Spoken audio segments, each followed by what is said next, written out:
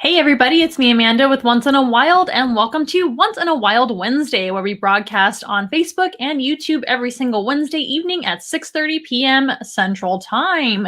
Let's go ahead and get started, shall we?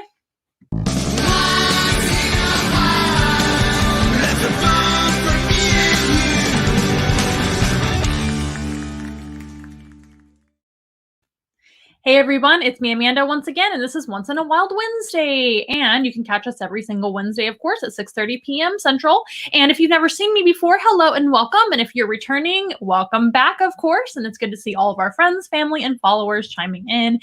Please feel free to comment down below with your questions or concerns or any comments that you would like to encourage us with in the comment section down below, of course, regarding the animals or anything at all that I can help you with. If you've never seen our show before, welcome. And this is our mobile zoo. Believe it or not, Once in a Wild is a mobile zoo, bringing the zoo to classrooms, to parties, to nursing homes, all sorts of things, festivals, anything you can think of that we can bring animals to you. We are more than happy to do so. So please let us know if you're interested and are in the San Antonio, Texas or surrounding cities area. We can also bring the zoo to you virtually, of course, via Facebook live streams, YouTube live streams, as well as Zoom Room animal encounters. And those are a lot of fun. I will probably play our commercial for our Zoom Room animal encounter at some point during this program so you can learn a little bit more. But please let me know if you are interested in animal encounters for any sort of occasion or classroom or animal therapy. We do all sorts of things. And you can find more information at onceinawild.com. And our number is always down below right here. Now, our program on every single Wednesday evening at 6:30 p.m. Central Time is always free of charge. We are more than happy to broadcast free on Facebook and YouTube. We do ask that you subscribe to our YouTube channel. We're trying to get more subscribers on YouTube, which helps us out quite a bit, and it's free of charge, of course. And also following us on Facebook helps us out a lot, as well as liking the videos, sharing the videos with all of your teacher friends, your family friends that love animals, anybody that you know may have children and may be interested in Once in a Wild for their parties. That helps us out to get the word out, of course. So that is a free way to help us out. But if you would like to donate to our zoo, our animals do need to be fed and taken care of course. And we do have donation options for you. So down below are a couple of them. We have Venmo and Cash App, as well as PayPal, which is not listed, but all the handles are the same, which is at Once in a Wild or $ Once in a Wild for Cash App. And there's another way to donate as well. You can, of course, donate the way I told you already with any amount of your choice, and every little bit helps, believe it or not. And believe me, it does help. And we very much appreciate all of our donations that we received so far. All donations and proceeds from animal encounters or donations in general go straight to animal care. And I can definitely promise you that. We do spend that all on animal care. I promise. And we have over 70 animals here at Once in a Wild. Another donation option, before I forget, is going to be found at onceinawild.com. You can actually donate items from our Amazon wish list, which is a wonderful way to help out as well. So with all that being said, welcome aboard. Let's see who is chiming in so far. Hello, Viviana. Viviana is a big fan of ours, and it's nice to see you.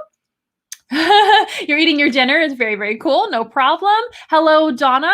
Nice to see you, and tagging all of your friends. So that's another free way to help us out, is telling everybody about us and tagging people in the videos.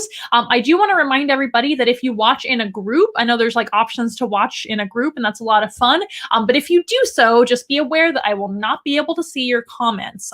So I won't be able to answer your questions or address your comment. But if you watch singly, I can actually highlight your comments just like I did right now. And you can see who's commenting, which is a lot of fun, and that helps me to interact with you guys and help me to keep the program going and see what maybe you guys want to learn and know. I'm always open as well to suggestions for our future programming. But today we actually have kind of a theme, and I decided to kind of do something different that I've never really talked about on the program, but I've talked about a little bit here and there. If you know anything about Once in a Wild, or you've seen me, Amanda, before, you know that I love snakes, and snakes are my favorite animal. So we are going to be meeting 2 different snake species today, and we are actually going to be comparing and contrasting different snake types. So we are going to narrow it down to just constrictors, and constrictors include boas and pythons. So boas versus pythons, they are very similar, but they're also very different. And a lot of people ask me, what is the difference between boas and pythons? And I thought I would address that today. I thought that would be a fun topic to talk about. We brought a python, and we brought a boa to meet you guys today. And we do have a couple of species of boa and a couple of species of python here at Once in a Wild. We have our boa constrictor, or Columbian boa constrictor, David Boa, today. And we also have one of our ball pythons, Prince, here today. But we also do have a Woma python, Wonder Woma. You've probably seen her before. And we also have a Dominican red mountain boa who is a small baby, and her name is Carmen. There are many different species. A hamburger helper, you guys are making me hungry. I'm going to have to eat dinner right after the program. Yay, theme, so much fun. And also just to let you guys know that frequently watch our show. Thank you so very much for being such a fan of Once in a Wild and watching all the time. We do want to let you guys know that we will be, of course, going live every single Wednesday evening at 6:30 p.m. Central, like always. But we're also going to be rebroadcasting the program every, I think, going to be Saturday mornings or something like that. Whenever the most popular time, I guess, would be. We're going to determine that later. But we are going to be rebroadcasting the same live stream that we do weekly, kind of twice a week, if you will. So we'll rebroadcast it, but it will be a rerun. So I want to let you guys know that if you see that live stream pop up again, and it's the same one again, you're not going crazy. It's not the Twilight Zone. It's just a rerun, but we just want to give that a try to see how that goes as well. What do you guys think about that? And what do you think of the picture quality today? Let me know how it looks today, as always, and how everything sounds. And that helps me to have quality control of our program. So let's go ahead and meet our first animal. And I already told you who they are today, so it's no surprise, but we are going to be learning about boas versus python. So let's meet a python first. It is Prince the python. Come on, Prince the python. He is a ball python. And Prince is a gorgeous specimen, if I do say so myself. He is just so pretty. I'm going to turn this lamp a little bit down right here. I think that's bright enough to see our beautiful animal. So this is Prince the ball python. This is a python found in Africa, and it is kind of a smaller python species. They're medium to, I guess medium size is probably the best way to describe them. And they get their name ball python from their habits of curling up into a ball. They curl up into a ball for comfort and just being themselves. And they also curl up into a ball for defense. So you might see a ball python kind of balling up and then kind of sticking their head underneath their heavy bodies to stay safe. And that will help them to stay safe from a potential threat. So like an enemy or a predator, even though pythons and snakes in general, are predators. They are not salad eaters. They don't eat fruits and vegetables. They are carnivores. Even though they're predators, they also do have predators too. Most animals fall kind of, they have have their own predators too, even if they are a predator. So he's going to be kind of in between in the food chain. He's definitely not the biggest snake in the world. So other animals are bigger than him, right? So he might have to worry about predators. And there are a whole bunch of them that he would have to worry about in Africa. This type of snake as well is a pretty seclusive type of snake, and a lot of snakes are. Most snakes are solitary animals. There's a couple of exceptions, like garter snakes, for example, but they're not a python. But most snakes in general are going to be pretty solitary. They live by themselves. They don't particularly live socially or in groups. So that's how ball pythons live too. They're going to usually find maybe a little space underground, like a burrow, or maybe under a fallen limb or a log, underneath some kind of cave. Underground is what they prefer to be safe. And that is how they kind of just live. And they will kind of ball up in there. They like tight spaces most of the time. And sometimes they'll venture out at night on occasion, especially if they haven't eaten in a while. But, excuse me, I'm going to need to take a drink. I got a little bit of a dry throat today. Don't forget, Once in a Wild stickers are found at onceinawild.com if you want some for yourself. Sorry about that, you guys. Just got a little bit excited there about snakes, I guess.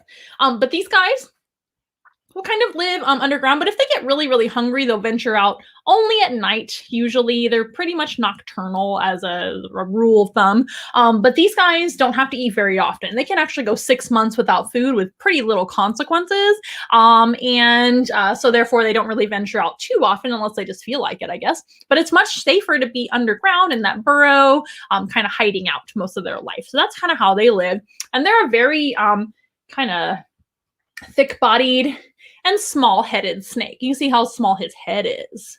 So that is how a ball python is. Ball pythons also have amazing camouflage on their body, like most snakes do, to be able to stay hidden. And that's going to be their way of life. So Prince is a python. So let's talk about some of the differences between boas and pythons, because that's what we're, of course, talking about today. So let's talk about one thing first, and that is going to be their location. So in general, pythons are actually found in the Old World, and I believe it's all python species to my knowledge, unless there's a new species. Pythons are found in the Old World and not in the New World. Now, what is the New World and the Old World? Well, the New World is the Americas, so North America, Central America, and South America. That is known as the New World, because I guess it was technically discovered later, so it's newer. That's just how we refer to it. There were already people living there, so it wasn't really discovered, in my opinion. But that's just one way to talk about the different sides of the world, if that makes sense. So pythons are all Old World. This is an African species. There are pythons living in Asia and pythons living in Australia. So that is all Old World, right? And whereas boa constrictors and other boa species, not just boa constrictors, but boas in general, are mostly New World, but there are a couple of exceptions to the boa rule where they're found. Dumeral's boas, for example, are found in Madagascar, which is off the coast of Africa, so certainly not in the New World at all. They're going to be Old World. And then there are a couple of others as well, including the sand boa species. Some of those are found in Africa too. So there are a few exceptions, but in general, pythons are only found in the Old World and boas are mostly found in the New World. So that is very, very interesting, right? Let's see what you guys have to say. Hello, hello, hello. Twilight Zone. Yeah, it won't be the Twilight Zone. It's just going to be a rerun. Pretty boy. Thank you so very much. And thank you for tagging so many friends, Donna. That is so very helpful. They isolate. Yeah, we can all relate to that lately, right? We can kind of relate to being safer in isolation, right? Yes, no problem, Viviana. You do you. Okay, so let's talk more about our locations. So like I said, they're very similar, but they're also in different locations generally. Another big difference is going to be how they have babies. So their breeding habits, right? Did you know that not all snakes and not all reptiles in general lay eggs? A lot of people think that they all lay eggs, but not all of them do. Now, pythons do lay eggs. I believe every single python lays eggs. And female pythons, mother pythons, when they have their eggs, sometimes participate in incubation of their own eggs, which is kind of rare in the reptile world. Most reptile eggs are either buried and left alone to kind of survive on their own and incubate on their own. And others are just kind of laid out somewhere and then they kind of just fend for themselves once they hatch out. But a python, including ball pythons like Prince, and Prince is a male, so this wouldn't happen to him. But if he were a female and had a clutch of eggs, which is a grouping of eggs, it's called a clutch. They do have leathery shelled eggs, kind of softer leathery shells, and they kind of stick together in a little clutch together in a little grouping. Mama python will actually kind of coil around those eggs. And you might be thinking, well, aren't they cold-blooded? What would that even do? Well, some python species, and I can't remember which ones do this, they will kind of vibrate. They will make like little vibrations with their bodies to warm up the eggs. And some will actually go out into the sun and bask for a little bit and then return to their eggs and coil around them. But ball pythons definitely coil around their eggs, and they will even act a little bit protective of their eggs as well, which makes a lot of sense because Africa has a lot of predators that wouldn't only eat the python, potentially maybe, but also want to eat their eggs and young. So mom python and the ball python and some other python species will actually incubate their eggs, which is pretty amazing. But there's no python species to my knowledge, correct me if I'm wrong, all you herpetologists out there, because I'm always learning all the time. There's no python species to my knowledge that actually give live birth, which some other snakes do. Now, there are many snakes that actually give live birth. It's either viviparous or ovoviviparous. Now, viviparous, don't worry, I'm going to tell you what they mean. Viviparous is just a natural or a traditional, I should say, live birth, like a human or a mammal gives, right? So that is a live birth with no eggs involved.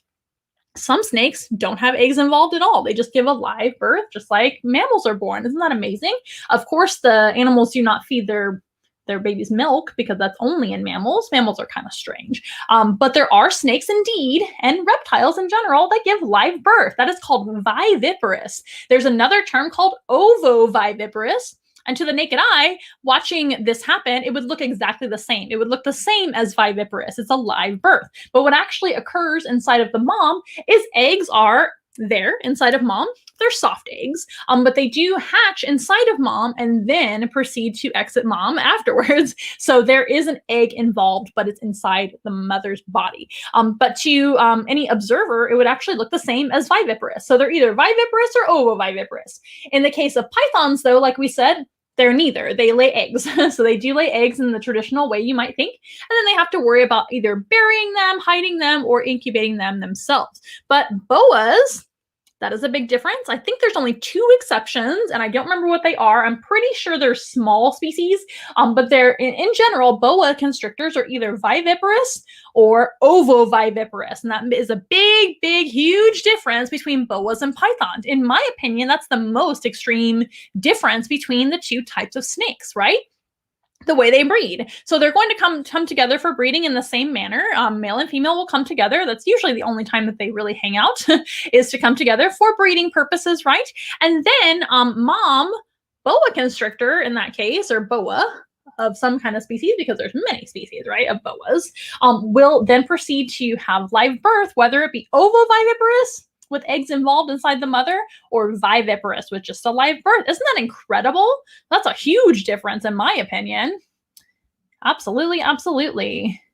Oh, Donna's just tagging all her friends that she can think of. That is fantastic. If you guys have any teacher friends, don't forget to tag us, because once in a while Zooms and in-person animal encounters are perfect for classrooms, especially science classes, biology classes, all of the above, or just regular old classes. Maybe you guys just want a field trip of sorts. I know a lot of field trips were canceled this year, and I'm very sad for you. I totally understand. I think when I was growing up, field trips were actually my favorite thing that we did in all of school because it's more immersive, like going to the zoo or going to a museum, right? All of those things are honestly the best way to learn. It helps you retain knowledge, and once in a while animal encounters can include snakes. They can include other reptiles as well, amphibians, birds, mammals, and creepy crawlies like insects and arachnids. So we have something for everybody. And we even have cute and fuzzy animals too, like mammals, like I said already. Very cool. So let's continue to compare and contrast, shall we? So the breeding factor, in my opinion, is the neatest and most extreme difference.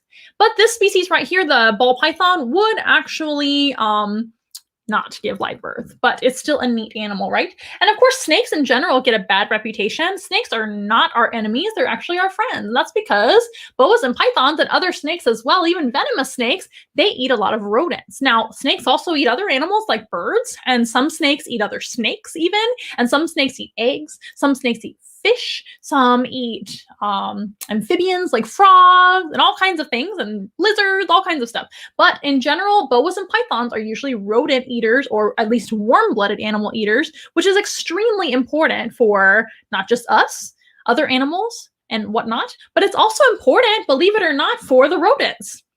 What have I been thinking? Why would I say that? Why is him eating rodents important to the rodents?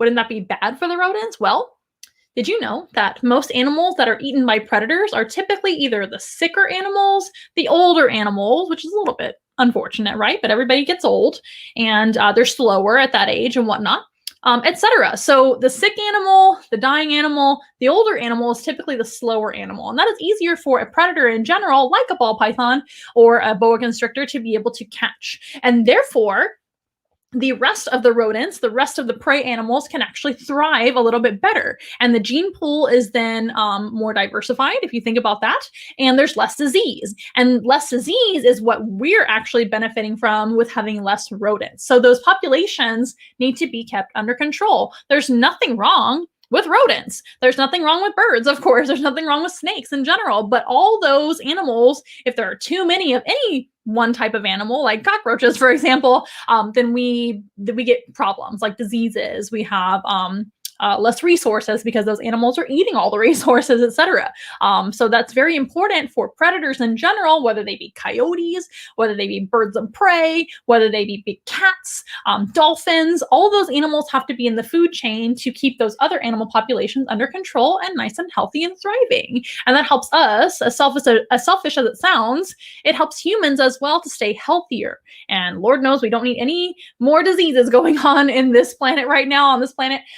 because we're facing enough problems as it is, aren't we? So having snakes in the environment is actually really good, and it's a healthy sign that the environment is doing well. Many cultures actually praise snakes and welcome them onto their properties. He's trying to face me and not you guys. Welcome them onto their properties and really enjoy snakes being around, because that tells them that the populations of those pest animals are going to be kept under control. And it's just a nice, healthy animal to see in the environment. They're a naturally occurring animal, at least in Africa, but we have snakes, of course, all over the world. There are snakes all over the planet, except for in Antarctica. And there's not that many animals in general in Antarctica, are there? But snakes especially wouldn't be found there because they are cold-blooded. So all snakes and all reptiles are what we call ectothermic, which means cold-blooded. And that essentially just means they don't have their own body temperature. So Prince here is getting warmer under the lights in the room in general, and also from the heat of my body, my hand. He is becoming warmer. But he's an animal that doesn't have his own body temperature. He's going to basically take on whatever temperature is around him, and then he will become that temperature too. So just like, mammals, of course, we have our own body temperature. 98.6, more or less, is what a human should be unless you're ill. And we kind of don't even think about it. Our body just regulates our own temperature on its own, kind of automatic versus manual that a reptile has to do. So if a reptile needs to get warmer, he will find a heat source like the sun or a warm rock, or sometimes the warm sidewalk or road, right? You'll see them on the sidewalk a lot of times. Especially in like the springtime when it's kind of like hot and cold, you'll see snakes and stuff on the and some other animals too on the sidewalk getting warm from the sun and things like that. And whatnot. Or he'll go into a cooler spot to get cooler, right? Like the shade, his burrow underground, or a pool of water, maybe get a drink to stay cool, all those things, but they have to constantly kind of regulate their own body temperature. So if he has just had a big meal of a rat to eat, then he will have to get warm to be able to digest properly. So that's going to help them out to stay warmer, if that makes sense. And these guys are definitely good rodent eaters as a species. Most snakes do eat rodents of some type. And I don't know if I mentioned this before, but boas and pythons can both eat very large meals. That's something they have in common. Maybe I'll save that for when we are talking about their similarities. We're talking about their differences right now. So another big difference between boas and pythons in general, there's actually one or two exceptions to this rule, but pythons have heat sensing pits. It is a great way for them to find their food. Since they are mostly eating warm-blooded animals, so pythons in general eat either like birds or mammals of some type. I'm going to try to show you if he'll stay still enough. Prince here has little spots on his lips there. They're not spots at all. They're actually heat sensing pits. And that can help him to see the body heat of a warm-blooded animal. Isn't that amazing? So he can literally see my body heat. Now he sees that I'm way too big to eat, so he's not going to eat me. Don't worry. And I don't smell like a rat or a mouse, hopefully, or a bird right now. And that is a really good rule of thumb when you're handling snakes, is to not smell like their food. That is a great way to get bitten by snakes because they're very smell-driven, right? But pythons are also very heat-driven. They have the body heat sensing abilities with their labial pits, which are heat-sensing pits. And you might have also heard of a pit viper. Pit vipers have pits too, but they only have 2 pits. And these guys have several pits on their lips. Some pythons have them on top and bottom. Some just have them on the top. But whether they have them on the top and bottom or just the top, they're very sensitive to heat. And they're called labial pits because they are on the lips. Isn't that neat? They have so many of them. So he can sense the warmth of almost anything. Isn't that awesome? But that makes sense to be able to find like a rat, a mouse, a bird to eat. Because not only can they use their tongue to pick up smells and scents in the air, right? And get information from all that and kind of survey their surroundings with their sense of smell, as well as hunting as well. But just in general, you can see he's not hunting right now, but he's got his tongue sticking out a lot. That helps them to figure out what's going on around them. It's kind of their best sense. But they also have that heat sensing ability, which most boa constrictors don't have. So pythons in general are a little bit more sensitive than boa constrictors, right? That makes sense. That makes sense. Haha, see what I did there? So these guys are a little bit more advanced, I guess, than A boa constrictor. That's pretty cool. So boa constrictors, for the most part, don't have the heat pits. There are one or two exceptions. The exception that I know is the emerald tree boa, which is a arboreal or tree-dwelling type of boa constrictor that looks a lot like the green tree python, which is an old world snake, of course. The emerald tree boa is a new world snake, and they are a boa constrictor. They give live birth and everything else, but they actually do have heat sensing pits. But that makes sense to me because because they are going to be eating very fast moving animals and living in the trees. So they need to be able to sense those animals very easily. So they eat animals like birds and fast moving animals like that might go to maybe bats and things like that. And they're probably going to be hunting at night because most of these snakes are actually nocturnal, like we talked about before. So having that heat sensing ability helps a lot when you are in the dark as well. So that is a pretty neat thing that pythons have versus boas, except for that emerald tree boa and maybe a couple of other ones that I don't necessarily remember right now. Kathleen is here and she's asking, when did Prince eat last? Prince ate last week, and Prince typically gets offered food at least every other week, if not every week. We typically skip when he is in shed. Pythons are actually, well, ball pythons, I should say, not just pythons, but ball pythons are typically pretty finicky eaters in general, which is my least favorite thing about ball pythons. They typically kind of maybe refuse food more than other snakes do. Kind of a pain in the neck sometimes, but especially when they're in shed. When they're in shed, their eyes become opaque and they can't see as well, and they just feel a little bit more nervous and don't want to eat as much, and probably naturally just kind of want to, stay away, leave me alone, I'm shedding, don't look at me, don't touch me. So we usually skip that time, which is typically once a month. So it's usually once a week or every other week, but these guys can actually go a long time without eating. Sometimes he doesn't want to eat every single time we offer food, and that's perfectly okay. Like I said before, they can go about 6 months to even a year without eating with very little consequences. Going up to a year without eating or 12 months is not ideal. They could lose weight at that point. Even after 6 months, they could lose weight.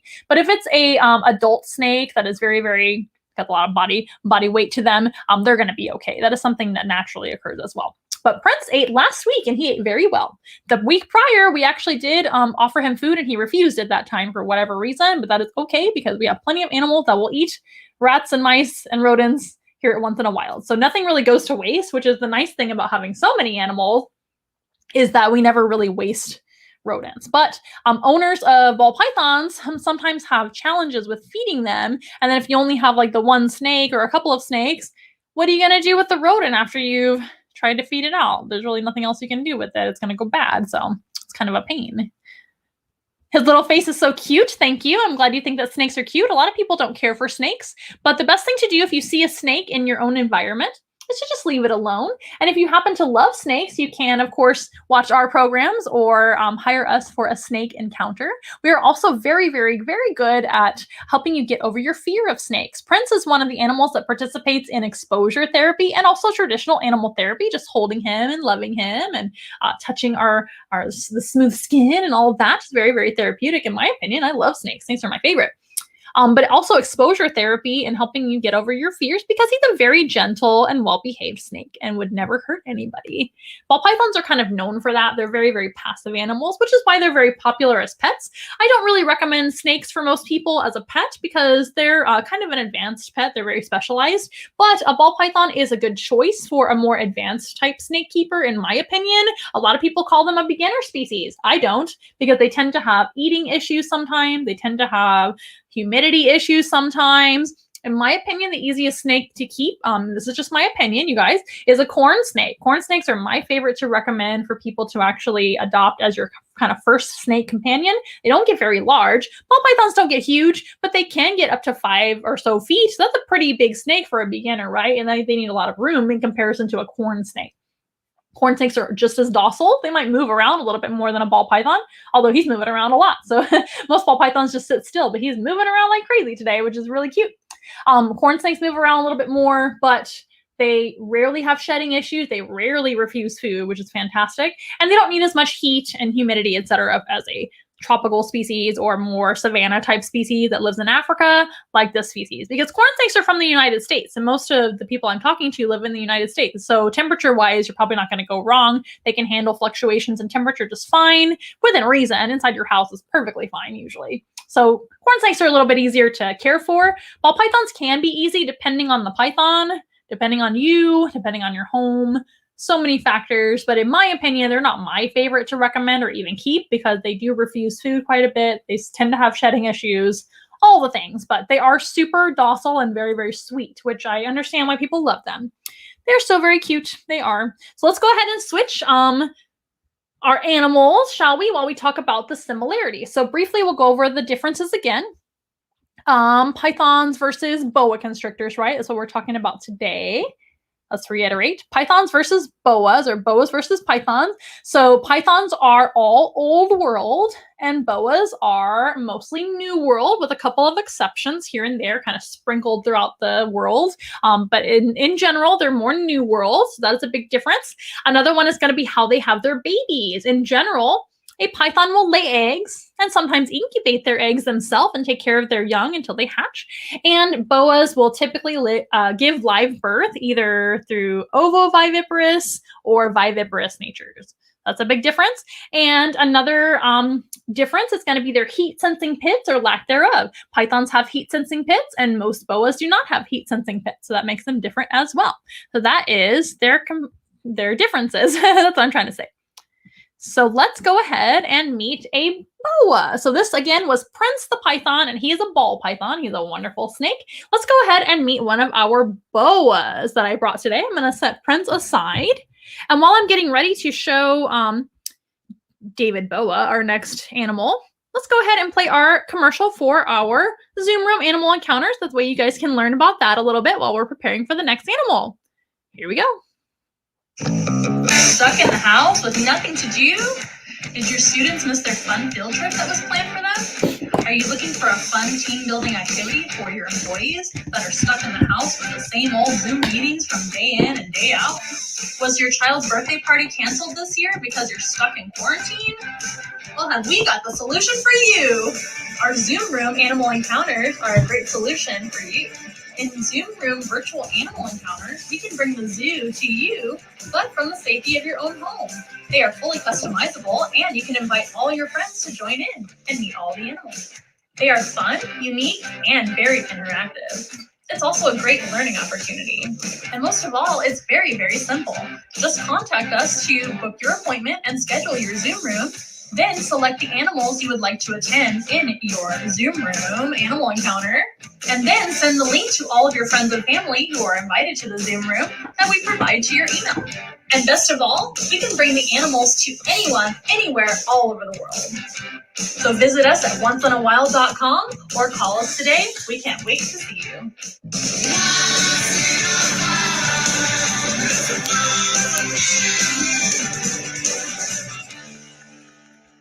Yeah, so that's all about our Zoom Room Animal Encounters, okay? Does that make sense? I hope it does. Let me know if you have any questions or you're interested in your own virtual or in-person animal encounter. So now that we've talked about some of the differences between boas and pythons, let's go ahead and discuss, of course, similarities, because they are very, very similar. And a lot of people, like I said, ask me, well, what's the difference between them? They almost look exactly the same. So let's meet David Boa, and we'll go over some of those similarities, if you will. Okay, David. David is quite a bit larger than our friend Prince. Here's David. He's gotten a lot bigger since he was first on the program a while back, right? This is David Boa, and David Boa is a Columbian boa constrictor or a common boa constrictor.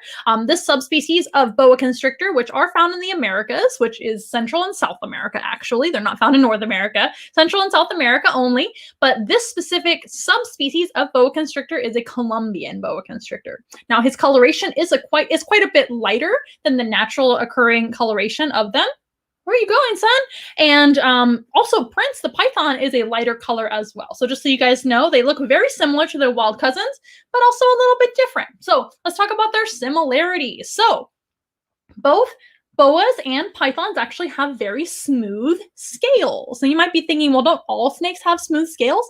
Not the case. So there are certain vipers like rattlesnakes and certain colubrids like pine snakes, for example, that have very rough, what we call keeled scales. They look like a dragon scales, in my opinion. Dragons don't really exist, right?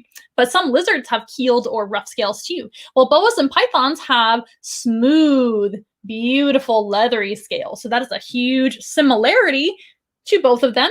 And since a lot of snakes have smooth scales like this, a lot of people think they might be slimy, but they're not. They're actually just very, very shiny and smooth. And they're the opposite of slimy, which is waterproof. He is on the move today. Like I said before, ball pythons typically kind of sit still. Boa constrictors really don't do that. They're going to kind of climb around and move around a lot. So they're a little bit more squirrely and squirmy than a ball python. That's another big difference between the two species, but not in boas and pythons in general. There are some boas that sit still and do nothing also for the most part. What's another similarity? Well, both are constrictors, right? Obviously, a boa constrictor is a constrictor, of course, right? Hello, dear. So what does that mean? Well, they're non-venomous animals, number one. They don't have any poison or venom. There's a difference between poison and venom, by the way. Poison, you have to consume or basically it'll go into your skin and affect you that way. Whereas venom is very, very specific type of poison, which has to be injected either with a stinger or a fang. This guy has neither one of them. If I licked him, he wouldn't poison me that way, or put him on my skin, he wouldn't poison me that way. And if he bit me, he wouldn't poison me that way either because he is non-venomous. So no fangs, no poison, no nothing for this guy. He's going to have teeth. Boas and pythons and all snakes actually do have teeth. And pretty impressive teeth, especially for some of the bigger specimens. But their teeth are only designed to grab on and hold. They don't have any fangs. They don't chew with their teeth either. They swallow their prey whole, as all snakes do. But instead of using any kind of venom or poison, they actually use their muscles to do away with their prey. So to kill their prey, they have to use their strength. So what a boa constrictor and a python would do, similarly, is they would basically sit still. And when something comes by that they want to eat, they're going to reach out and grab it very quickly by striking forward and grabbing on with their mouth, right? He is so big, he is hard to handle now. Not hard to handle, but hard to hold in frame. But he's actually a sweetheart. But they would reach out and grab it and then wrap their body around it. And that would actually cause, of course, constriction, right? And that would squeeze and squeeze and squeeze until the blood flow from that, or of that animal that they're squeezing, eventually stops and their heart stops, and they can't breathe as well. So that's going to kill their prey pretty quickly, actually. And that is how they get their food ready to eat it, and then they eat it whole like all snakes. But of course, they're both constrictors. Pythons and boas of all species are what we call true constrictors. They are in the constrictor category. That is what they do. There are constrictors, there are venomous snakes, and then there are what we call colubrids, which are kind of like the leftover snakes too. So another similarity is going to be that they are pretty old, evolutionarily speaking. These guys are have been around a lot longer than some of the other snakes, like venomous snakes and colubrids. So they're a little bit older as far as evolution goes. So that's a big similarity that boas as well as pythons have, is they're both kind of the original type of snakes, which I think is pretty cool.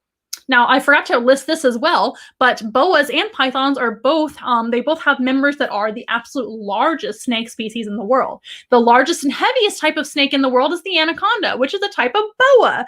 They do give live birth, and they are in the boa category. They don't have heat pits, all of that. And they are in the New World, right? They're over in South America. So another type of really large snake is the reticulated python. So a big python and a big boa example, and they are some of the largest snakes. The boa constrictor that I'm holding now is actually one of the larger type of snakes in the world as well. I believe they're the 5th largest and heaviest type of snake. A boa constrictor like this, a Columbian boa, can reach sizes of up to 10 to 12 feet if they are female. If they are male, like David is here, he usually would, well, this male specimen would usually get no larger than 6 to 8 foot. And I think he's going to be on the 8-foot scale because he's quite a large snake for his size. He's only about 3 or 4 years old, and he is quite large. He grew up very, very quickly. So what else? So they're very old as far as, on the evolutionary scale is what I meant to say. Scale, get it? And another similarity is going to be consuming large prey. Like I think I mentioned already with Prince the Python, boas and pythons can both eat about 3 to 4 times the size of their own head, depending on the species, of course. And also a good rule of thumb for a boa constrictor and a python is if you look at the fattest part of their body, whatever, it looks like I'm playing a guitar or something. Oh my gosh. It will actually fit, whatever will fit in the fattest part of their body, which is where their gut is, their tummy. That is how big they can actually swallow. Isn't that amazing? So if I could eat something 4 times the size of my head, I have a pretty big head, so that'd be really impressive. That would be like me eating a watermelon in one bite. Because remember, they don't chew their food, they swallow it whole. That is incredible. Look at his head. He can eat something about 4 times the size of his head. So he could eat things like large rats. That's usually what we feed him here. So that is another common thing they have. You guys enjoying watching me struggle with holding a squirrely snake out here. So boa constrictors tend to be a little more active. Like I mentioned before, he's trying to wrap around my waist and find somewhere to be comfortable. You're okay, dear. You're okay. And that is another difference between them as far as keeping them. Ball pythons tend to be very, very still, usually a little bit easier to handle for most people. I don't usually let people hold or handle David just because he's a little bit more squirmy and that might make people nervous. And that might make him nervous too. We want to respect him as well. Both boas and pythons can also be large or small. A lot of people assume that all pythons and all boa constrictors are large snake, but nothing could be further from the truth. There are certain animals like pygmy pythons and children's pythons that are actually very small. And then as far as boas, sand boas and some others are pretty small as well. So what do you guys think about David? He is quite large and quite gorgeous. I'll probably put him down in a little bit and actually go back to Prince for the rest of the program, just because he's a little bit more hard to hold. Let's see if I wrap him around my shoulder here. There we go. He is so gorgeous. So this animal, again, is a Columbian boa constrictor found in Central and South America as a boa constrictor goes. But there are many subspecies of boa constrictor, including the Columbian variety, which is what David boa is. He's a Columbian boa constrictor. They are absolutely beautiful. Again, he does not have any labial pits, so he cannot sense the heat of a warm-blooded animal, like most people assume all snakes can do. A lot of people think that all snakes can sense the heat of a warm-blooded animal going by, and that's not true. Only the snakes that have those pits on their lips or in front of their, well, kind of behind their nostril, like pit vipers have, can sense that animal's body heat. That is a pretty neat adaptation to have. It's kind of like an extra sense. It's pretty awesome. But all snakes have an amazing sense of smell, which they use via their tongue. Their forked tongue picks up scent particles, and since it's forked with 2 points on the end of it, they can actually smell directionally in different directions, just like we hear in 2 different directions. We have 2 ears. Snakes have 2 points on the end of their tongue, so they can actually smell in 2 different directions. And that is very handy when your best sense is your sense of smell. That is how they navigate around them and how they hunt as well, especially with this species having no labial pits to be able to pick up body heat. They use that sense of smell, and they're very sensitive to smell. Amazing. Snakes also have no eyelids. That goes for all snake species, not just boas and pythons, but no snakes have eyelids. They have a eye cap over their eye, which is a scale. It's called a spectacle scale. It's a clear scale over their eye, so they don't need eyelids. He's so gorgeous and soft. I wish you guys could feel how soft he is. People think that snakes are slimy. They are not. They are so smooth and so soft. Like the most fine leather purse you could ever touch. Now, of course, we're going to keep him just the way he is, so don't get any ideas, but that is just what it reminds me of. It's beautiful and soft, and I love them. He is just gorgeous. But yeah, no blinking for him. He's always looking around. Their vision isn't great. They see shadows and movement and no color. So vision isn't their best sense, but they still see something. That helps them. Snakes cannot hear through the air as far as we know, but they can feel vibrations. So if there is very, very loud noises, they could hear that. And they could feel vibrations on the ground or in the tree or wherever he might be. That helps them out as well. And of course, they can sense touch. Neat, huh? So I'm going to let David boa actually hang out down below since he's so large and a little bit awkward for me to be lifting up my arms this whole time. But take a gander one more time at him and see how beautiful he is. Again, a boa constrictor, different than a python, but also similar. And we'll take Prince the Python back out so we can finish the program with him. That way I can answer some of you guys' questions or talk about some more stuff before we say goodbye.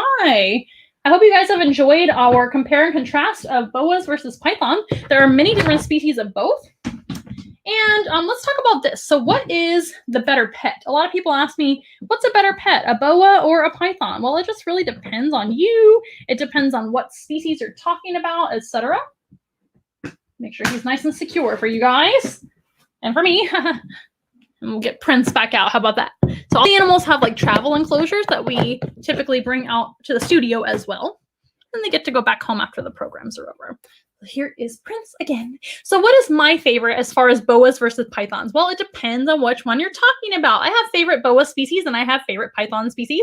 My favorite python species is probably the Woma python, like Wonder Woma that we have here. That's still a baby. She's a little baby one, a little baby Woma python. Wonder Woma is. And ball pythons are the other species we have. Boa constrictors are one of my favorites. The Columbian boa constrictors, as far as larger snakes go, I really like them. I think they're very manageable for a large snake, but they're still a very large snake. So if we're talking about like a beginner, I don't necessarily recommend boas or pythons for beginners unless it's maybe like a children's python, which stays small, or a sand boa, which stays pretty small. But again, I do recommend like corn snakes for beginners as far as pets go. But what are some of the differences? Well, like I said before, ball pythons, if we're just talking about ball pythons versus Columbian boa constrictors, we'll keep it simple this time so we can not talk for 2 hours because there's a lot to discuss. Maybe I can do that another time as far as pet snake keeping. That would be a fun video with a lot of information. I would love to teach you guys about pet snake keeping and care of snakes. That would be a really cool one.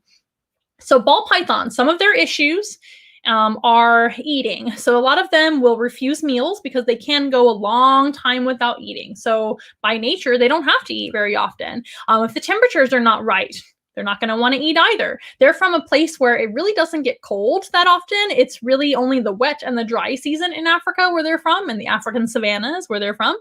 So they're not used to like cold temperature drops. Even if your home is warm, they can still kind of sense the temperature variations. So sometimes that doesn't help as far as their appetite goes, and just by their nature, they're an animal that can fast a long time. So meal refusal is very common with ball pythons. Another issue I've seen with them quite often is shedding issues. So if their humidity is not right, or even if their humidity is right, that might just be an individual issue. Prince used to have shedding issues as well, no matter what I tried, and it was just something that I had to get used to. But now he sheds a lot better that he's a little older, so maybe it was just a phase, I don't know. But a lot of them tend to dry out very easily and also not shed very easily. And what are some other issues? Well, housing, some of them can stress out quite easily, even though they're very calm snakes. You may not be able to tell if they're stressing out, but there's a lot of issues that they can have. But there's some good things about ball pythons is their docile nature. You will often almost never find a ball python that is aggressive or trying to bite somebody. And that is a great beneficial thing to somebody who may be a little bit squeamish or nervous around snakes, right? If one isn't a really, a biting snake, that's a little bit more pleasant to handle and whatnot, right? That's a good kind of beneficial thing about ball python. And ball pythons versus Columbian boa constrictors, they do stay a lot smaller. The largest ball python I ever saw in my life was 6 foot.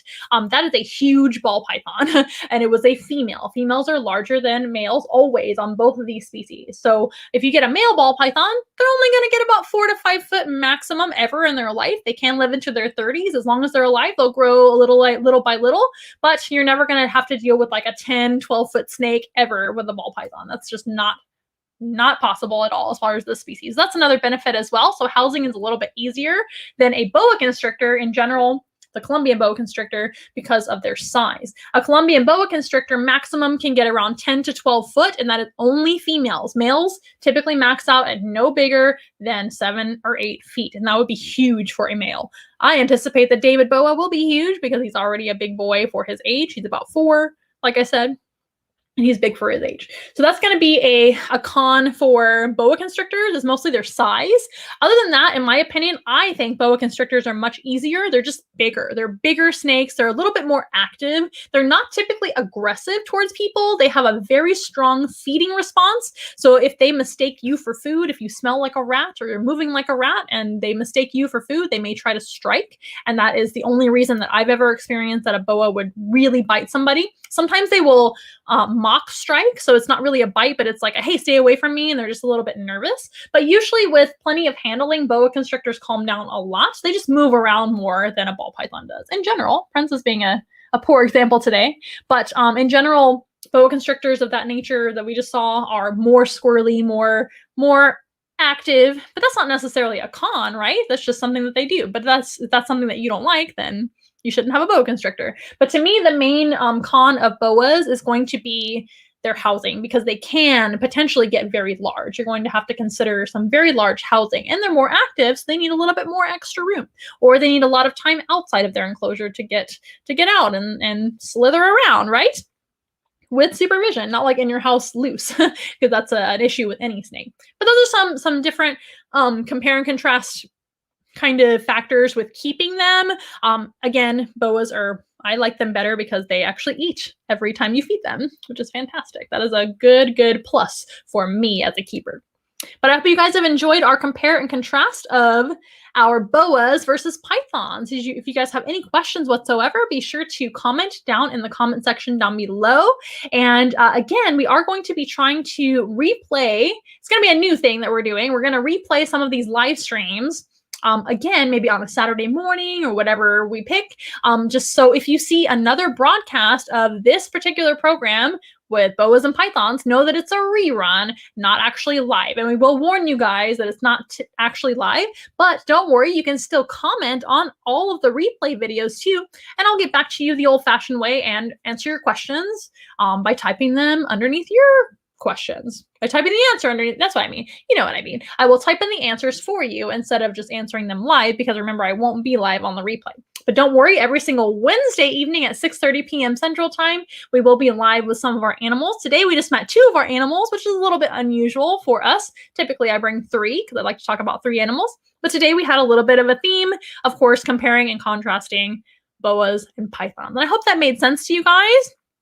And it's been a lot of fun. I hope you enjoyed the program, as always.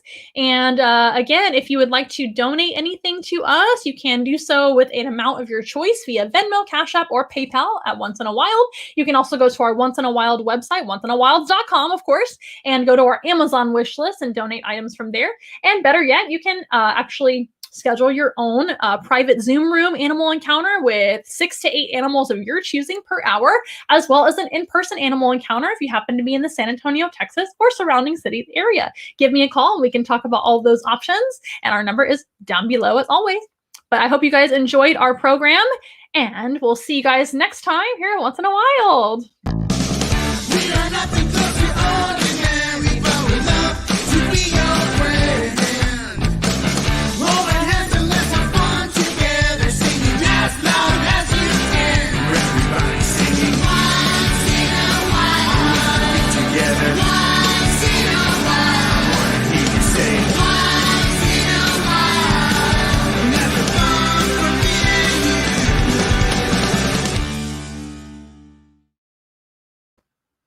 I'm sure if Prince had a hand, he would wave goodbye. He says, see you later, and keep on loving snakes and all animals, you guys. And we'll see you guys next time. Bye, Viviana.